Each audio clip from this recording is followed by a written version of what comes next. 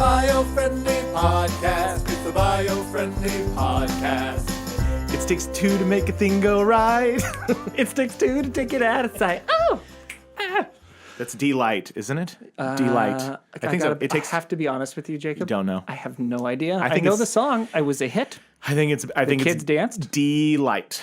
D-Light. D-E-E-L-I-T-E. D-Light. Oh, as opposed to deregular. Yes. And they were like Deregular had a song was like, it makes things okay. Yeah. It makes things, and they're just gonna say They're okay.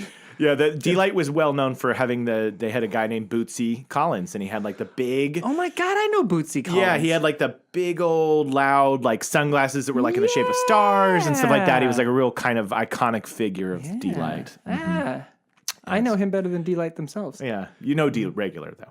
Oh, D-Regular, they're massive. Better than nudity. Which, by the way, they're coming out with New Coke again, apparently. Are they? Yes, they're doing a brief release of New Coke because of this whole...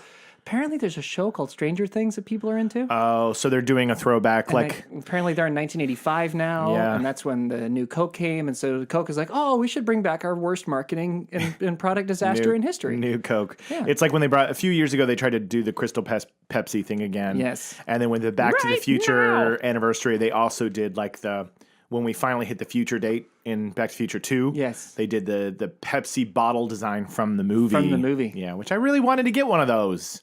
I missed out. And now the future has passed. Future's gone. The future's gone. Future was yesterday. Yeah. All we have is tomorrow. That's it. It's no longer the future anymore.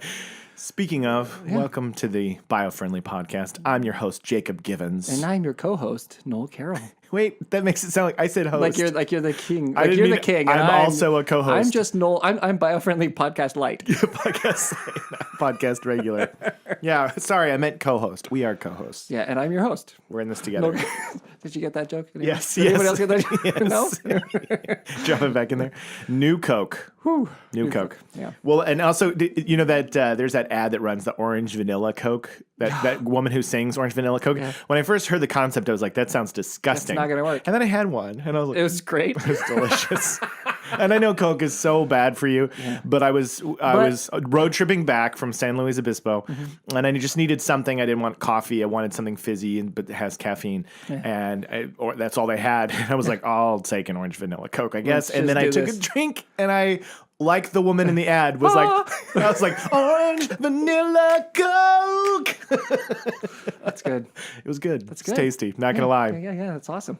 No, I have a theory that while Coke and candies and baked goods with lots of sugar might not be Good for you. physically the best thing for you, I do think that there's a happiness factor involved. There is. I feel like people fight who it. have the sweets, they themselves become sweet. Yeah. And so there's a little bit of, Aw. I think a little bit, maybe not too much. Yeah. Within reason, right? Yeah, I think a couple sweets now and again to just keep you happy. It's not a bad I thing. don't think it's a bad thing, man. agree. I'm not anti. Sweets for the sweet. Sweets to keep it sweet, baby. Keep it sweet, baby. Hey, your angle, by the way, right now Is it a good on angle? the camera looks so much better than the last two times we tried to do this. Let's podcast. talk a little bit about that, okay? Ladies and gentlemen, so we're new to the video thing, and We are. while Noel and I are many things, one of We them are. is not a sophisticated, well-versed director. Right, We're not. In our history, when we did things, Jacob was very responsible for writing. Screenwriter. You know, I did a hint of that with you. Now Yes, you and again, did. Yes, when you did. needed. But my job was more the producing, like getting the stuff that you need so you Yes. can make the thing. Yes, and then we both were actors. And then in we all both the are pro- actors, right? But we didn't necessarily worry about the camera work. We always the left sound. that. We left that to our talented friend Clayton. Yeah, and Tim for the sound. And Tim for the sound, yes. Right. And so we released the video podcast, as you know, those who've been watching. And after the first one, I was cutting it together, and I noticed that Noel and I were sitting in the exact same spot as we cut back and forth. And it was odd because if I would scan through the footage, it would look like we were replacing each other physically in the same space. And I was like, I don't think that's how it's supposed to be. That's awkward. Yeah. Yeah. So I showed Noel, and we both agreed, well, let's call Clayton. Let's call Clayton and ask him. And he said, yes, your instincts are correct. You should, there's this invisible line when you're filmmaking and you're not supposed to cross it. You got to think that there's a line between you. And I knew about the line, but we had never set up filming for a podcast. Right. So he said, what you want to do is if the camera is on your left, it should be on Noel's right. Right. And that's how it should be. Yeah. And it should not It's on be. my right. Yeah, it's on your right. Mine's finally on my left. But what we kept doing is So the first day we were both on the right side. Right side. Right. Yep. And then we switched it over to the left side. Which was hilarious because Jacob, so he's like, okay, we got this. We know we're going to do it. And this was last podcast, mind you. Yes. And so I called you do Clayton. your half first, and I'll do my half second. Okay. How we screwed this up. So I called Clayton. He said, yes, definitely, move one of the stands over and leave the other one the same. So I come into the room and Noel goes downstairs and I move my stand. I move it to the left because I'm like, I got to do what Clayton said. I got to get it on the other side. And then I come back upstairs. And I run back downstairs. You have to go downstairs. And I'm like, oh, Clayton said that one of us has to move our camera to the other side. So I said, well, you know what? I'll go ahead and get that done so we don't forget. Yep. So I moved my camera to the other side. And then we both just get into business because that's what we do. When the mics go on and the camera fires up, we get to business. We get to business. Business. We give the business. Business time. And it's biofriendly business. It's So we dive in. We talk the whole time. I'm super happy with it. I bring the footage. I upload it to the computer. I start looking at it and I go, we're still in the same why are we still in the exact same spot? And I go into Noel and I say, hey, did you move your tripod? And of course I did, Jacob, because we had to move it because you said that Clayton said that we had to move it. And I said I did too. So we basically, last week, in the first video podcast, you saw everything on both of our right sides. Yes. And the second podcast, you saw everything on both of our left sides. Yep. And so we just wanted to give the audience a good view of each side of us as human beings. Right. But also a good idea of how stupid we really are. But I think that we finally figured it out, and now we've done it correctly, and we'll do Clayton proud. And anybody who was watching the show and getting completely aggravated that we were not filming this correctly, you now can relax, and we will regain your trust that we have done it the right way. We want you to know we sensed your aggravation. Mm-hmm. We got your phone calls. Yeah. And your mail. So many call-ins. So much mail. So many letters. Yeah. And we read them. And we paid attention to what you needed. We sat down on the floor. We went through every single letter. And personally read through your tears and your difficulties. And now we think we've corrected the problem. We've corrected the problem. And here we are looking at each other, and the cameras are looking at us the right way. That's so nice. Mm-hmm. It's so good. It is so good. All right, so we'll dig into today's topic now that we've covered the hilarious story. So I'm going to bring up this topic today, and I thought it was pretty fitting because we talked about this a little bit recently. Mm-hmm. One of the articles I found was why fast fashion needs to slow down. Fast fashion. Had you ever heard this term before? Is clothes that move. That move. They're agile fabrics. No. Oh, that's not what they are. Okay. They're not clothes that move fast. So basically here, I'll just read this opening. Have you ever thought about what your clothes are made of, about who makes your clothes, or what happens after you donate them or throw them away? Have you ever thought about those things? Only in terms of shoes, because a lot of times I've heard enough stories about what goes on in the making of shoes. And we're educated on that. That's a story that makes headlines. Right. I now, as we're saying it, I'm starting to think, oh my God, of course it would apply to clothes. This is another one of those. I feel like an AWOD. I like that. An AWOD. An AWOD. This is one of those, I got to say, when I decided to make this the topic today, I was like, this is a tough pill to swallow. Okay. Because it's one of those things that I think most of listeners as well, you're just trying to go through your life and do your thing. And oftentimes we don't give pause and give a moment to it. And before we dig into this, this is not telling everybody that like, oh no, you have to throw out your wardrobe, you have to change everything. That's not the point of this. Right. But I think that it's important. But they should throw out their diamonds, correct? They should throw out their diamonds. Throw them away. Go. Replace them with... Put them in an envelope, address it to Biofriendly, and mail them, and we'll handle the disposal of your diamonds. We will recycle them appropriately. We will recycle them, I promise you. Sorry. So, no, but it's one of those things that when we talk about this isn't about changing everything. So before you flip off the podcast, like, I don't want to hear.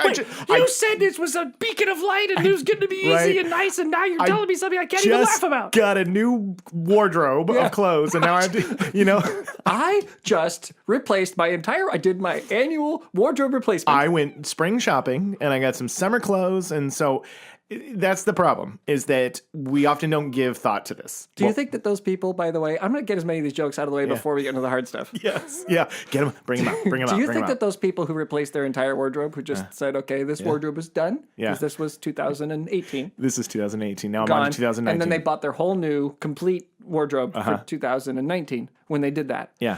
Fiscal year, because it's spring. Sure. It's not the calendar year. Of course. We're following the Julian calendar, not the Gregorian. So, when they did that, do you think that they took their old clothes, put them in a pile, and lit them on fire?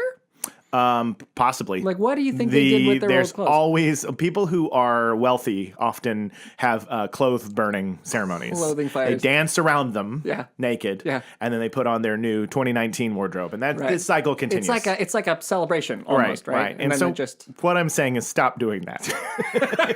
For all of you, and we know this is most of you. Most of you. You. Who have been doing this, stop lighting your 2018 wardrobe on fire in celebration. Yes. Right. Definitely stop that. Okay. So all right, I'm ready. I'm ready to get bummed out. Let's do this. Bum me out. I'm going to do my best not to bum out anyone. Okay. A recent study by the Ellen MacArthur Foundation found that one garbage truck of textiles is wasted every second. It's a bummer. A garbage truck of textiles. That's of clothing, fabric, Okay. And the Copenhagen Fashion Summit reported that fashion is responsible for 92 million tons of solid waste dumped in landfills each year. So another bummer. That's a bummer. Okay, it's a big bummer. The fashion industry is also the second biggest consumer of water, producing 20% of wastewater while also generating more greenhouse gas emissions than all international flights and maritime shipping combined. That was a third bummer fact. Okay, I promised I would... A little down here. on a little that down one, here. Jacob. Yeah, okay. a little down. Okay. So what we're here to talk about is that people need to at least start making the thought about where their clothes come from, how they're made, and then how they get rid of them. Okay. So that's what we're going to do here today. That's the adventure that we're going to go on. This is what we're discussing. Uh-huh. Okay. See, because in the old days when there were farms, everybody had a scarecrow. Yes. And you had to decorate your scarecrow. Yes. Right? And that's how you got rid of your clothes. It's so easy to get rid of your clothes. So easy. Because you just would put them on the scarecrows and just have a bunch of people out there, fake people. And this was before disco, when they didn't put polyester colors and pants on their scarecrows. Right. Disco scarecrows. Disco scarecrows. Yeah. Who are playing this Friday at the Whiskey. Yes. Yeah. No, you're right. See, in the olden days, it was so easy because all of that stuff, even after the scarecrows are done with them, it would all biodegrade so seamlessly. So see how we're used to seamlessly? See the way I did that? That was, that was good. I like a good wordplay. But now that we're making our clothing of oil... Mm-hmm. Polyester is a problem. Microfibers are a problem. But big brands are starting to take notice. Nike, H&M, Burberry, and Gap have all recently signed up for the Make Fashion Circular initiative. So these are big brands that you're probably getting, even if you're not shopping directly at those stores. I can't even see plaid without thinking of Burberry. Exactly. Burberry. Burberry is it's a beautiful name to say because you're like Burberry. Do we put that on a list of things that our old crony like to say? Yes. Burberry. Burberry. I've got to run down to Burberry. Pick up an umbrella. Burberry. Yeah, you can't say that. You can't be like Burberry. You can't. It doesn't work. Should we try doing it that way? Go down to Burberry. Going down to Burberry. This top I'm wearing these pants I'm wearing. I got them from Burberry. Burberry. See that there? You can tell by the pattern on them that they're Burberry. They make great pants and jam. They make a great jam. Yeah. Great jelly. Yeah. Burberry. I'm going to go on down to the what flavor Burberry is this? Jam Festival. This is Burberry. This is the most prestigious jam you can buy for your biscuits. Yeah. Most people think that if the cross pattern on a jam thing is red or blue, right? That they're the best because that means red berries and blueberries. Nope. But no. Burberry is the best pattern you can see. If you see that tailor-made brown and red and pattern, that is the best jam on the market you can get. That's the jam. That's the jam. It's the jam. That's the jam. Groove is in the heart. Brought it back to D-Light. So there's so many things, and I obviously don't want to sit here and just read to you guys, but the key is the demand to have what's the latest and greatest, the newest fashion is a problem because people will buy and then get rid of their clothes. The people causing the fires just take last year's light throw on it on fire. fire is a problem. Yeah. So, they're saying that really one of our biggest solutions to this problem is recycled clothing because there's a lot of sustainable ways of making clothes out of cotton that's organic cotton and using dyes that are sustainable and going to clothing companies that have sustainable methods or making, recycled water and nice. doing there's and I'm going to give a list of places that you can buy from that are like that. But I think that it just has to begin with like little choices. Like most things is I would encourage listeners that if you're at Target, if you're at H&M, if you're at Ross, if you're at whatever your Mervyn's, Marshalls. I'm a big Kohl's guy. Kohl's is great. Because not only you get the clothes, you get the cash. Yeah. The Kohl's cash. Kohl's cash. This podcast needs to be sponsored by Kohl's. But I really am, though. I like their clothes. Yeah. And I mean, I'm a Target guy. I go to Target all the time. I was shocked at how nicely Target's jeans fit upon my body. Absolutely. They got good. Shocked. They were on target. So they, there are companies that are coming out, and so even if you went to some of these big chains, they will have, you should ask questions and look for signs, look for tags that say now, things like... Now, what happens if you ask a question of a person at the Target and it's not the informed one, and you're like, hey, I'm looking for your sustainable jeans, and he just kind of looks at you with, like, a cow looks at an oncoming train? Yeah, it's kind of... I stole that from Weird Al, by the way. Like a cow looks onto an oncoming train. That's not my line. Then you just look at them and you say, I know more than you, So that's do the Ron Swanson from Parks and Rec when you're in Home Depot. So no, it's one of those things that I think that if you ask the question and look into it, and even if every person in the entire planet decided to buy one garment of clothing that was sustainable or recycled or something like that, then you're making a difference. You're making a difference because I don't think many of us are even thinking that when we buy clothes. And I know I wasn't. That's sort of the bottom line of this podcast also. Right. It isn't, and this is, for those of you who are worried that this was going to be a bummer, change your whole life episode of the Biofriendly podcast, this is how you find out that it's not. Yeah. Because what we're trying to do is not make you change everything in your life. Right. All we try to do is bring the stuff up so that it becomes part of your thought process. Because the idea is if something is part of your thought process, then it weighs in at least a little bit. That little mathematical variable is included in your calculation of why you do this or that or the other thing. Exactly. So we just want to add this little variable as something to consider. Yep. And you can take it or leave it. You don't even have to consider it. But if you do and it gets in there, then maybe you'll make one or two better choices. Better choices. Yeah, and I'm sorry I'm looking down here, but there's a lot of good information. I will keep riffing. You just riff while you keep looking. There's a lot of cool stuff on the iPads and the internets that you go out and if you were to go type in things like sustainable clothing, there's long lists of brands. And I'm going to get to that in a second. But there's this helpful, I'm going to read this portion here that says what shoppers can do. Oh, boy. Okay? Here we go. Yes. So this will be something that, wait, we're providing solutions? Mm-hmm. Okay. Only 2 minutes of the podcast is solutions. Then we can get back to delight songs and make things go right.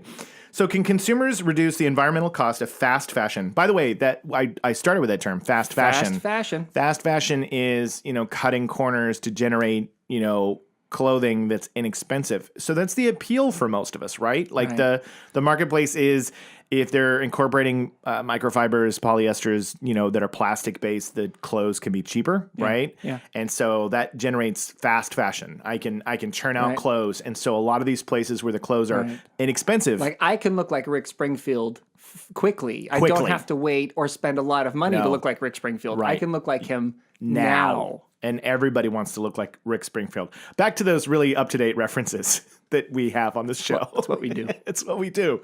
So choosing an eco-friendly fabric is complex because there are pros and cons to all fiber types. Yeah. So garments which are labeled as being made from natural fibers are not necessarily better than synthetic, as fiber choice is only one part of the complex picture. Okay.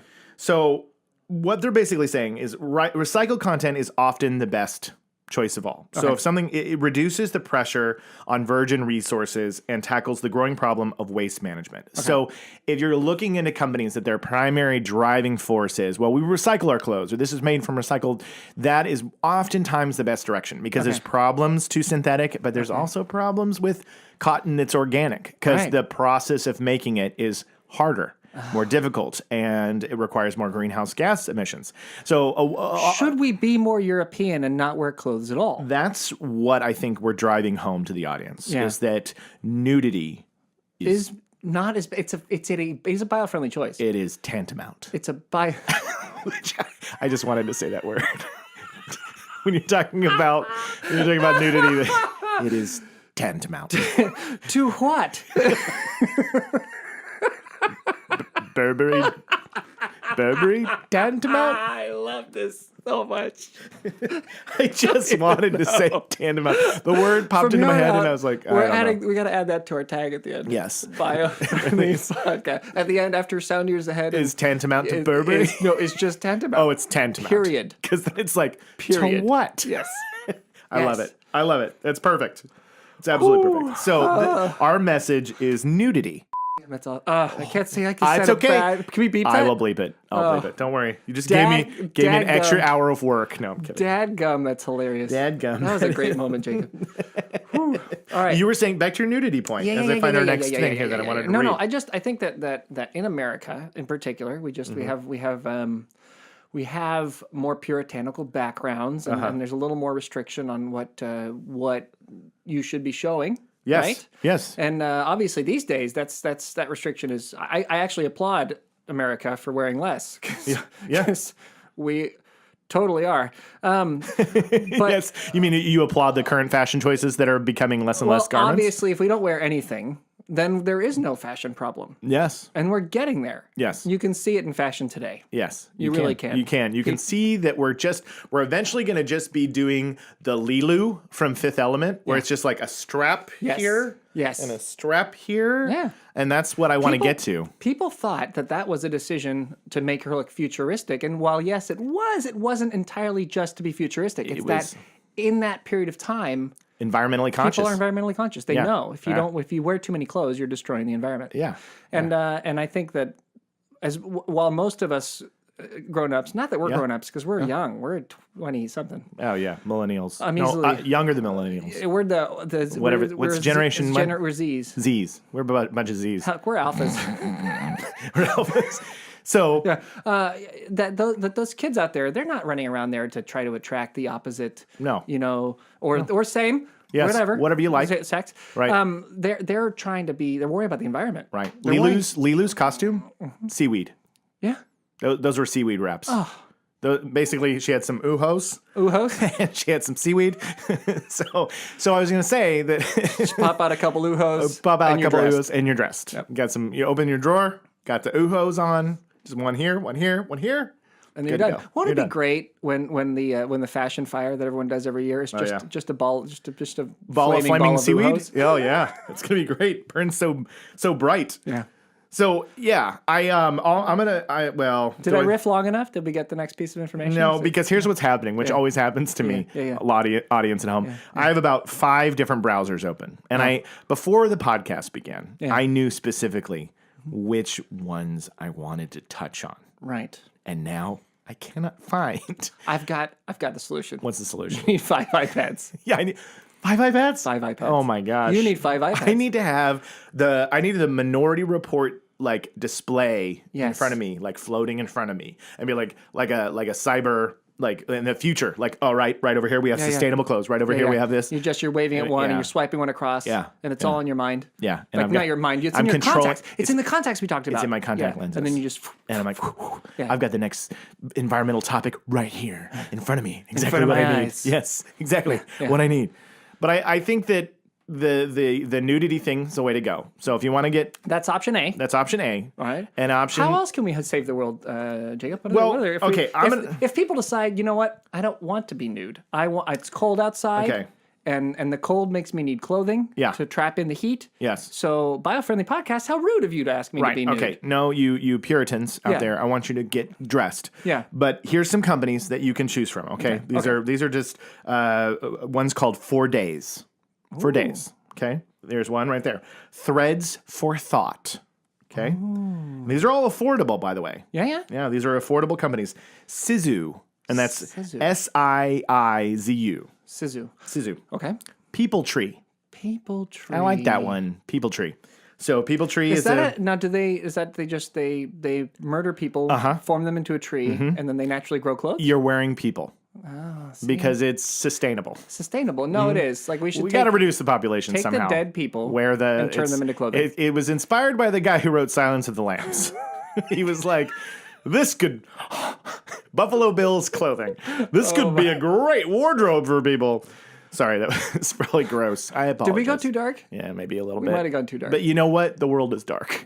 And we're your beacon of light. We're your beacon of light. How do you expect us to be a beacon of light if we can't find the dark? We gotta find the dark and then get to the light. So that we light. can throw some light in there. Yes, so anyway, People Tree, no, not wearing human skin. Okay. Cotton, which is spelled Kotn. Clever. That's kind of an app. That's kind of a modern app way to spell something, That right? is so today. Yeah, so today. You What's take sad letters and you edge them really close together, cut out all the vowels. What's sad is that's not going to be tomorrow. Yes. So one day, Cotton's going to be like, ugh, we have to respell our name to Kotton. Yes, right, Which exactly. is how you spell Cotton. Yeah. No, it's not. You spell it with a C.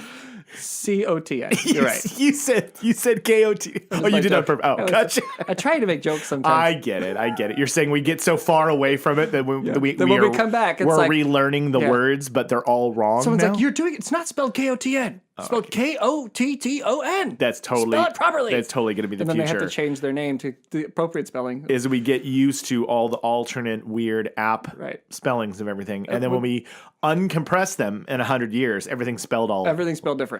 So when we come back from the future, we should actually ask our future selves, hey, how do they spell things? Yeah. How far away is Bill and Ted Day, by the way? Because I'm so excited. It is. I think that it's in June. Wow. And I think that it's actually on a Monday. So we might want to, we have the decision Maybe we to do make. a bonus podcast We either that week? do a bonus podcast that week or we drop it after or before. We should do a bonus podcast. Let's just do a bonus because we don't have to do any work that day. That's right. We're going to take it off. We're going to go to the future. Because it's the other guys who are going to be. That's a good call. Well, it'll be a special, a Biofriendly exclusive. Yeah. And it'll be Bill and Ted Day. Bill and Ted Day. I love awesome. it. Great idea. Yeah. So sorry. So no, you're fine. Another company, Girlfriend Collective. Girlfriend Collective. Mm-hmm.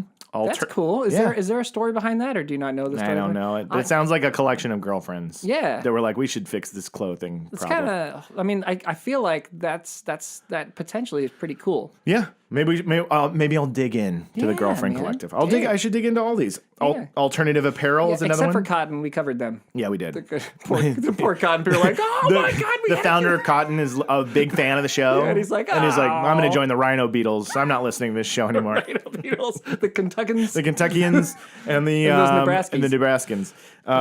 Aeon Row, which this is spelled A-E-O-N Row, like Aeon Flux, right? That's the first thing I thought of, and I was like, man. There's another person who was fashionably responsible in the future. Yes, if you think of Aeon Flux, and for listeners who don't know what that is, that was like an MTV cartoon, right? An MTV, it was on a show called Liquid Television, and it was like a animation, alternative animation. Yeah.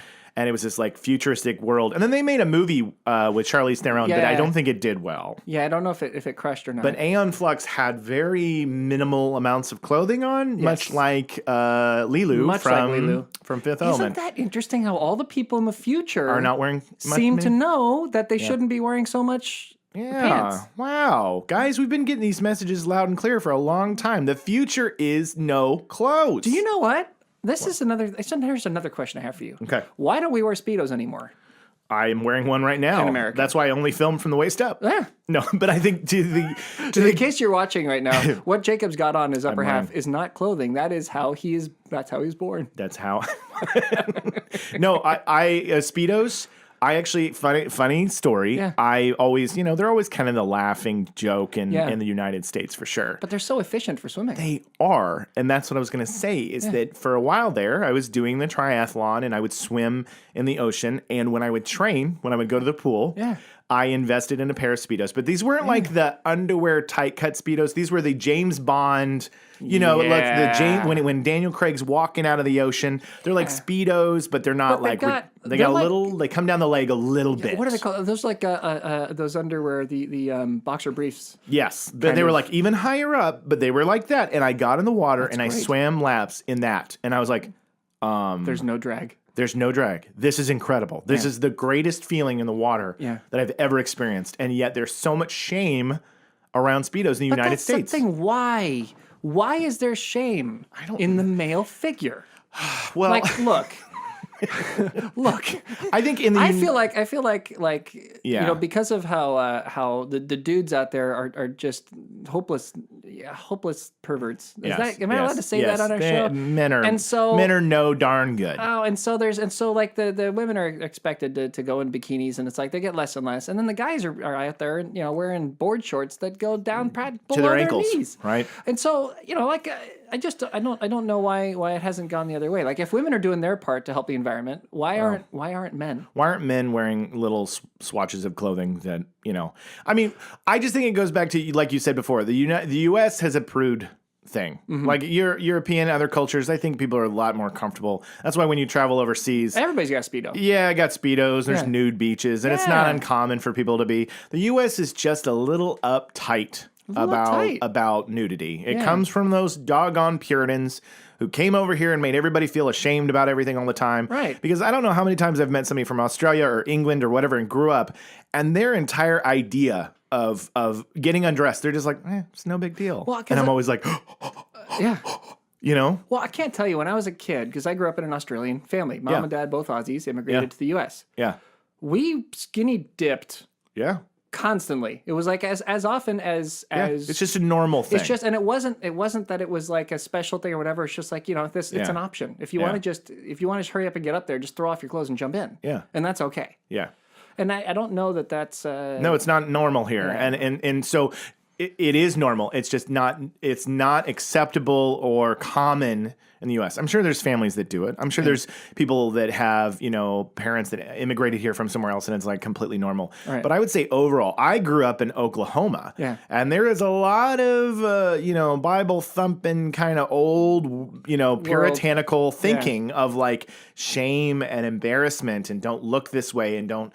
And so. Do is that shifting at all? With the younger generations? I would think the people that are raising kids now somewhat. I would say that there's definitely some progressive movement that we're seeing in parts of the United States where people are breaking away from that. Yeah. But I would say it's probably still being passed down from generation to generation. So I think that we could, the goal of this podcast is to convince people to take off their clothes. Yeah. And stop buying so many clothes. Not in a not in a burning my old clothes from last year dance. Exactly. Do it in a sustainable, I want to save the planet, so I'm going to wear less. Right. That's the goal. Okay. And I'm committed to this. This is obviously this is halfway a bit. Mm-hmm. Because it's so preposterous. Mm-hmm. Right? It's like it's so preposterous. The reason it's halfway a bit is it though? No, I'm just kidding. I'm just kidding. Is it though? The reason that it's partially not a bit is from the concept of like if you're not gonna, it shouldn't be sexualized. Yes. Is that a word I'm allowed to say on our podcast? Absolutely. We're PG. Yeah. Okay. I don't think that just because something is naked doesn't mean it has to be sexualized. I agree. That's my point. That's our problem. And I think that not allowing people to more often or more easily or more freely just be nude makes it more special. Is that or more unusual or more like it's that's sex. That's sex. No, right? I think you're right. I think there needs to be a vantage point, a perspective shift. Yeah. It needs to be one is one thing and one is the other. Like you can separate the two. Right. You can say like a body is a body and it doesn't always need to be related to that. Right. Like that's a specific thing. But we've been trained a certain way, or at least we're being taught by media and the culture and whatnot, that it always has to be this way. Right. Well, like I remember when our wives were having children, they had to be so careful with breastfeeding. Oh yeah. They couldn't. They had to have like the full. And I that's- remember investing in like breastfeeding blankets and hiding cloths gear. and it's like those old photo tents Yeah. that you got to bring out just Yeah. to nurse your baby. And I was like, why is it such a how big is deal? That being sexualized. Yeah. How is that being Yeah. sexualized? That is a child feeding. Yeah, I know. Do you know what I mean? I totally agree. And it confused me to no end. I was Yeah. And I'll tell you, I was at somebody's house before I had kids. Yeah. And the mom just started breastfeeding in front of me. And I immediately, the first thing I did is I got uncomfortable and I looked away. Yeah. But I thought, that's silly. Yeah. And I thought, there's nothing wrong with what's happening here. Right. I have been taught That's wrong. that's wrong. Yeah. And so that was a big wake up moment for me. And then I had kids of my own, and I was like, yeah, it's fine. It shouldn't be equated one to the next. Like Right. They're different things. They're different things. And I think that our job now is to raise, children, boys specifically, to be better about knowing that one is one thing and the other is another. Right. And that I respect the boundaries and that your body and my body were really not that different. Right. Yeah. Yeah. So, wow, this is some good stuff. I did not expect I did not when we got expect. into this. We're usually pretty silly and goofy and laughing and just looking at the audience in the eye right now. I'm like, this is one of those podcasts that I think that we're touching on a deeper truth that would help everyone just coexist and live alongside each other in a much better way if we just found a way to say, hey, it's not always sexualized. Like Right. that should be a completely both consenting concept that Right. exists in its own space and time. And that there is a process to romance. Yes. Right? Yeah, absolutely. And that you need, like, just because something's naked doesn't mean you skip the process Yes. Yeah. of romance. is Like very true. you've got to go like that's Yeah. And that's also something we got to teach. And Yeah. thankfully we have some boys we can teach that. So Yes. at least a few of the kids will get Yeah. it down. And I think my kids are off to a good start. Yeah, they I'm are. already seeing a real difference are in the way good at- they're They're I'm good eggs. You got good eggs. I yours too. And thank you. I think that I'm already seeing a different in how they approach things as opposed to me. And that's all you can hope for, right? Yeah. Step in a better direction. Yeah. But it's funny that we landed here, but then again, it's not. The whole topic was clothing. right. And so when you strip it away, Right. it's It's- about the body. It's the lack of it. And Yeah. so Well, and it's funny because the fashion styles and the fashion trends, it's all about how do I accent what part of my body Right. with clothing. Like Right. How do I use it to make this great or that? And that changes over time. And then that changing over time is what causes the people to do the very natural and expected reaction of burning their entire wardrobe every year. and dancing around it. Yes. Yeah. Yeah. But as we wrap up, because we're at the time. we go over? We did. We went over. But I mean, this was a good one though. was If a you good were one. listening, we were jamming on this because yeah. I feel like it was interesting. It was informative. Yeah. We were. And we added another group to hate us. Yeah.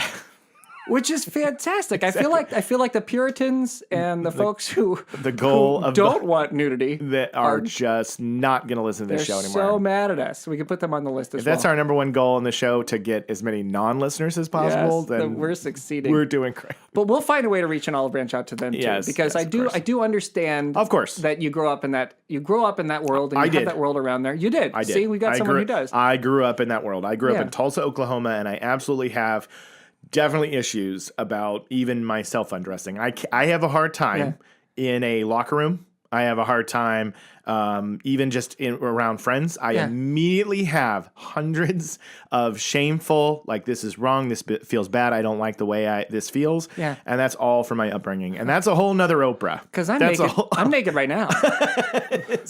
But that's a whole nother Oprah. I have a lot of stuff in there that I have had to work through as an adult, but a lot of that just came from the culture of where I grew up Right. and what was okay and what was not okay. Right. And so So I will be tolerant. you're going to be tolerant Of of, that culture. of my shameful ways. Oh well, I don't want you to feel bad. I don't want them to feel bad either, because that's how I don't want people to feel bad. Well, I yeah. just feel Yeah. like this is one of those things that we need to look at. That's all. You know, did you watch Arrested Development? The I love character that of show. Yeah. Tobias with the never the nude. never nude? That was so close to home. Really? Like, Did you not- shower in No, Daisy I Dukes? didn't shower in Daisy Dukes like he did, but that joke is a little bit like, I'm like, but I get it though. Yeah. You know what I mean? Like, Yeah. there was a little bit of me Yeah. that I'm sure that when that joke was made, there are people that are like, look, I don't ever really like being naked ever, right. even with myself. Right. And that was happening in that bit. And so while everybody's cracking up, I'm like laughing. I'm like, yeah, but he's kind of right though. Yeah, that's really funny. I mean, maybe I should invest in some Daisy Dukes because I think I'm going to start showering on them. It's super funny. It's not real. Anyway. It's funny. But this is good stuff, and so to kind of close out the thought is I can encourage everybody who listens to the show, just start making mindful choices. Start looking for labels that say that it's organic or that it's recycled. Again, I'm going to drive home the fact that recycled clothing is the boldest choice you can make. Right. And then when you're getting rid of your clothes, try to look into instead of just throwing them out in the trash and ending up in landfills. That's a problem. The Veterans of America will take them. I mean, Veterans, there's so many. Goodwill. Yes. Make sure you're taking to donation places. Find places that recycle clothing. Yeah. Don't just throw your clothes in the trash to go in the landfill. Because people could use them because not everybody is super concerned about their fashion at that moment. They just need something to wear. Totally. And you can help those people out. Yeah. By giving them your clothes, particularly if you are fashionable and are quickly going through clothes and like you get, then you know what, that's even more important that you do that, because you're actually providing something that somebody who, maybe they have a fairly normal life, but they don't have a huge budget for clothes, but they would love to have something that was fashionable only 12 months ago. Yeah, and you know what's the most fashionable? Be if you've got money to spend and you're rich and you love the latest thing, be the person who's groundbreaking and buying the most eco-friendly clothes imaginable. And brag about it. Brag about it. You are allowed to brag about it. Some of those companies that I listed off earlier, go find those. Go find the top of the line and literally be like the Met Gala level of modeling around your town that you're wearing the most eco-friendly, sustainable clothing in the world. Exactly. Drive that. If that's what you got to wear, then do it. Make an Instagram account about it. Absolutely. Yeah. And get more naked, America. Get more naked, America. So this has been the Biofriendly Podcast. I've been your co-host, Jacob. And I've been your co-host, Noel. And we are your beacon of light in a gloomy environment. Sound years ahead of the competition. Saving the world eventually. And Tantamount. Tantamount. That's it. Is that all we have so far? That's all we have so far. The list continues to grow. It's the Biofriendly Podcast. It's the Biofriendly Podcast.